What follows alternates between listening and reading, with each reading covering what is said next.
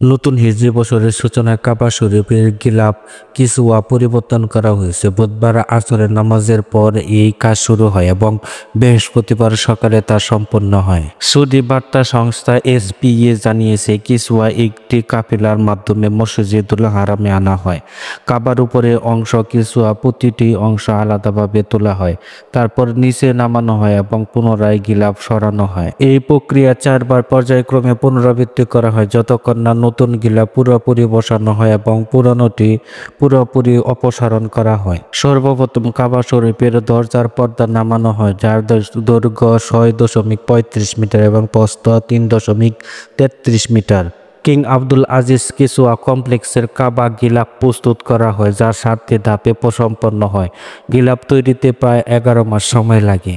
প্রথম ধাপে পানির ফিল্ট্রেশনের মাধ্যমে সুতাগুলো ধোয়া হয়। এরপর কাঁচা রেশমের উন্নত মানের কালো রঙে রং করা হয় এবং কাপড় তৈরি করা হয়।